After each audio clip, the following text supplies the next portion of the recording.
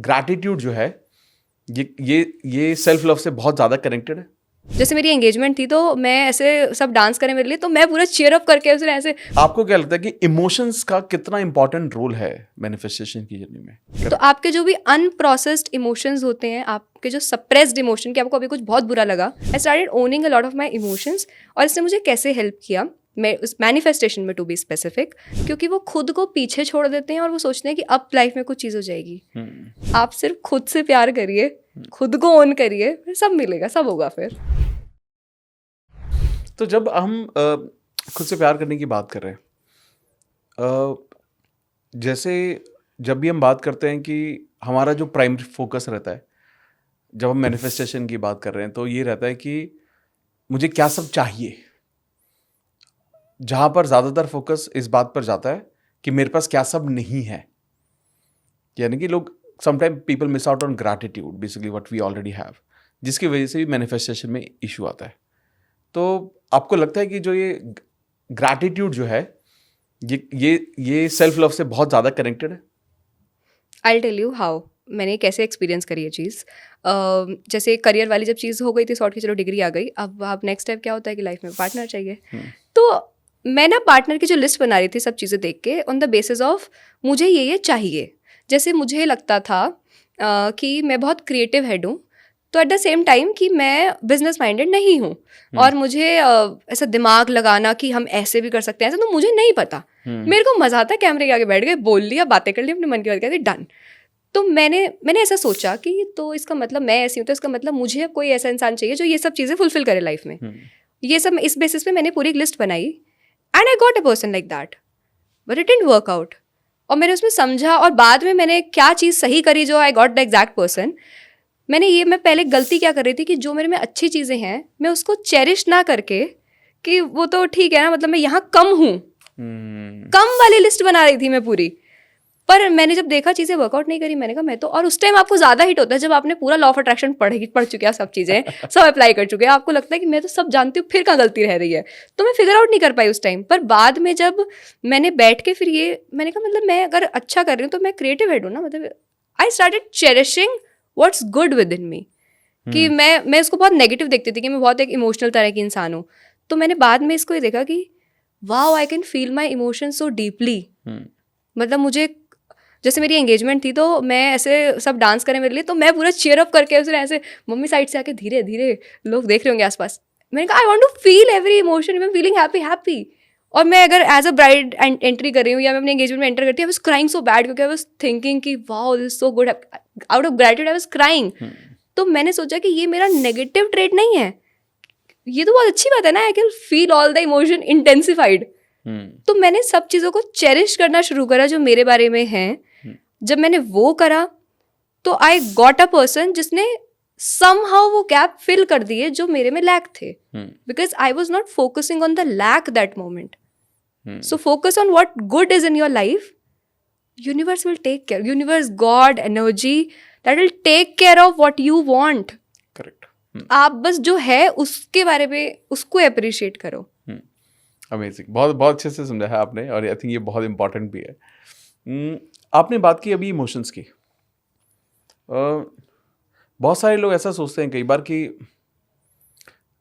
कि ना मैं आई एम इमोशनल फूल, मैं ना बात बात पे रो देता हूँ या रो देती हूँ, मेरे इमोशंस मेरे काबू में नहीं रहते, तो मैं लाइफ में इसलिए कुछ भी हैंडल सही से नहीं कर पाता या कर पाती। तो हालांकि मेरे पर्सपेक्टिव बिल्कुल उल्टा है इसके बारे में। तो आपको क्या लगता है कि इमोशंस का कितना इंपॉर्टेंट रोल है मैनिफेस्टेशन की जर्नी में? मेरे को भी पहले ऐसा लगता था कि मैं अभी भी बात बात पे रो देती हूँ। मतलब when I met my husband, तो उन्होंने ये कहा कि ये कई बार मैं रो रही होती तो मम्मी आती है मेरी मदर इन लॉ की, रो क्यों रही है? वो कह रहे नहीं, खुशी में रो रही है। तो यार दुख में रो रही है, ये रो लेती है हर बात पे। तो that just my way of venting out things. तो कई बार हम कहते हैं ना कि इमोशंस मेरे मुझसे हैंडल नहीं हो रहे हैं या मुझसे मैनेज नहीं हो रहे हैं, maybe I am so weak to deal with it. If you are happy about it, say it out. If you're sad about it, say it out, cry it out. मतलब just vent it out from your system. मैंने क्या करा, जब मैं meditation का थोड़ा मैंने intensify करा कि मैं 40 मिनट्स बैठती थी शांति में एंड जस्ट मेडिटेटिंग, पूरा बॉडी स्कैन कर रही हूँ मैं बंद आंखों से। So I use to feel heaviness at lot of my body parts. मुझे ऐसा दिल में भी ऐसा भारी भारी लगता था। और फिर मैं बस for no reason I am just crying so bad. तो उससे मैंने समझा कि जब हम कई बार अपने इमोशंस को सप्रेस कर देते हैं अंदर, अब वो अंदर ही रहे ना, वो निकल ही थोड़ी बाहर। तो आपके जो भी अनप्रोसेस्ड इमोशंस होते हैं, आपके जो सप्रेस्ड इमोशन, कि आपको अभी कुछ बहुत बुरा लगा, आपने बोला नहीं किसी से क्योंकि you are mature, how can you react on it, तुमको कैसे बुरा लग सकता है, तुम कैसे रो सकती हो, तुम्हें तो सब ज्ञान है, तुम क्यों रो रही हो, बड़ी हो गई हो, ये सब सुन के आपने खुद को रोक दिया। But inner child within you just want to express it out ना। तो अपने इमोशंस को अपनी वीकनेस ना समझ के, पहली बात तो हम खुद ही को बुरा फील करवाते हैं कि रो लिए तो भाई अब बुरा, अब गिल्टी फील हो रहा है कि रो क्यों लिए, रो लिए। मैं तो अपनी स्ट्रेंथ समझती हूँ कि मैं रो ली, कि मैं इतनी स्ट्रेंथ करेज है मुझ में कि मैं अपनी वल्नरेबिलिटी सामने दिखा सकती हूँ। I can be my authentic self. You like me or do not like me is your problem, not mine. So I made it very clear. I started owning myself. तो अपने इमोशंस को, अपने behaviour को मैंने own करा, और जहाँ जहाँ फिक्स करने की ज़रूरत थी वहाँ करा भी। पर ये नहीं कि मैं कुछ एक बेकार सा प्रोजेक्ट हूँ जिसको पूरा फिक्स होने की ज़रूरत है, इस इंटेंशन से नहीं। I started owning a lot of my emotions. और इसने मुझे कैसे हेल्प किया, मैं उस मैनिफेस्टेशन में, टू बी स्पेसिफिक, जब मैं खुद को बेहतर समझ पाती हूँ, अपने इमोशंस को समझ पाती हूँ, एंड मैं अनअपोलोजेटिकली जब मैं हो पाती हूँ, तो मैं बेस्ट डिसाइड कर पाती हूँ कि मुझे क्या चाहिए और क्या नहीं चाहिए। If I am not happy with something, I just say it out. और ये मेरे लिए फॉर्म ऑफ सेल्फ लव है कि मैंने बाउंड्री सेट कर दी। अगर मुझे लगा कोई somebody is not being authentic with me, या किसी ने मुझे मीन जोक मार के ओहो यू कांट टेक जोक्स बोल के बुरा फील करने की कोशिश करी, हाँ I can't take mean joke because I don't like, मैं जब मीन जोक्स किसी पे नहीं करती तो मैं लूंगी भी नहीं। That's I am setting a boundary here, and that's a form of self love, self care for me. Not looking pretty all the time, that's bonus of course, but ये एक था ना मेरे लिए। तो मैंने ये जब चीज़ें समझी और अपने इमोशंस के, कोई मुझे बुरा फील करवाए मेरे इमोशंस के लिए, I will own my emotions. और जब आप ऐसा करते हैं तो फिर आप खुद को पीछे नहीं छोड़ते हैं। मैनिफेस्टेशन में बहुत लोग नहीं कर पाते हैं चीज़ें, क्यों? क्योंकि वो खुद को पीछे छोड़ देते हैं और वो सोचते हैं कि अब लाइफ में कुछ चीज़ हो जाएगी। हम सब के अंदर अभी भी वो 5-6 साल का ही बच्चा है, वही रिएक्ट करता है, वो खुश है, तो आपको सब मिलेगा लाइफ में।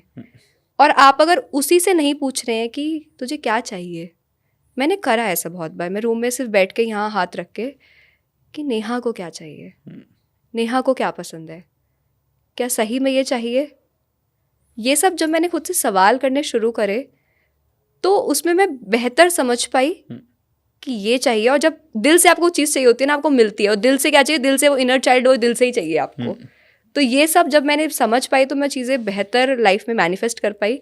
अब तक as on date by God's grace जो जो चीज़ें मैंने सोची हुई थी, लिखी हुई थी, वो हो गई। बस कल भी मेरे हस्बैंड कुछ मेरे बिजनेस टाइप से कुछ मुझे सजेशंस दे रहे थे, और वो बहुत ही अच्छे से दे रहे थे, और मैंने देखने में समझ रही कि I never told you this that I want all this from you, it just happening.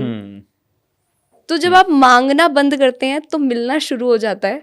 आप सिर्फ खुद से प्यार करिए, खुद को ओन करिए, फिर सब मिलेगा, सब होगा फिर। Amazing amazing amazing. अगर आपको पॉडकास्ट की ये क्लिप बहुत अच्छी लगी तो आप यहाँ से इसके कंप्लीट पॉडकास्ट को भी देख सकते हैं।